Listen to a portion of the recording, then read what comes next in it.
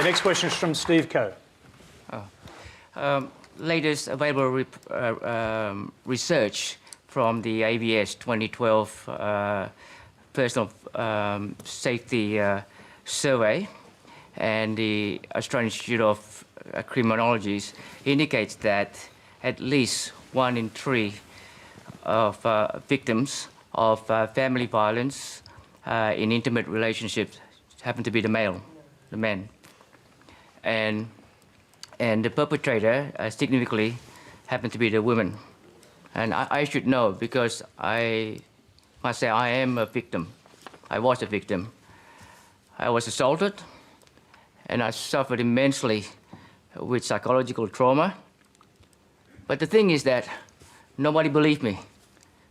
The police, social worker, the court system, not even me mates.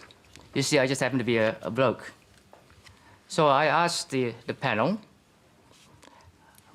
how do we raise awareness to recognize and help the male victims of family violence in such a way that we don't take away all the good work we already have in preventing violence against women?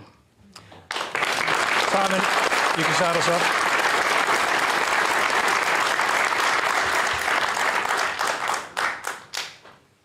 And that's a really good question, because when we're focusing on the majority, which is what we are at the moment, that far more women get harmed, minority voices get lost in this. Some of the minority voices that experience violence, I'm seeing an increase on the Gold Coast, and indeed we are nationally, of adolescent sons abusing their mothers. Especially when there's not another bloke around to say, hey mate, step it down. That's a problem. Elder abuse is a huge problem. Same-sex relationships is a huge problem in domestic violence and men. And those, especially with men, because we have this stereotype that women can't be violent. So it's a bit icky for us to take that on board. And they are marginalised and there's no service provision. I think we have to invite those minority people into the conversation so what we're talking about tonight doesn't exclude them. I really think that's important. Natasha, there is a push from some sectors for gender-neutral services. What are your thoughts? Well, first of all, men and women, boys and girls, can be the subject of domestic, family violence and sexual assault. The ABS statistics are very clear, though, that women are 3 times more likely to be such victims. Can I say, though, that anyone who is the victim of violence deserves to be heard, believed, supported? There's no question about that. Violence happens to different groups, as we've discussed. It also happens not only in heterosexual relationships, it happens in homosexual relationships as well.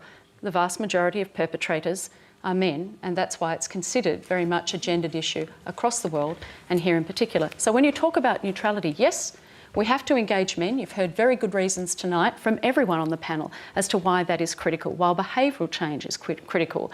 But also we have to recognise, as I mentioned before, there are some key determinants as to why we have violence to this extent, to this severity, and understanding that there are different definitions of the severity and the impact on women who are disproportionately affected.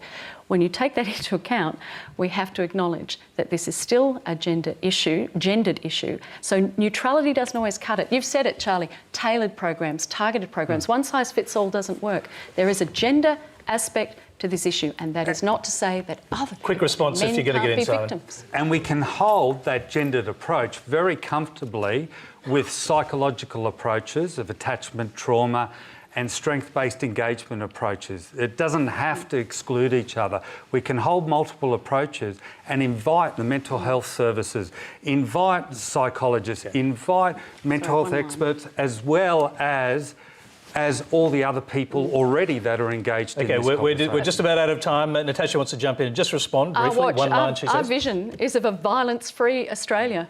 I don't want anyone to be subject to violence in our community. Okay.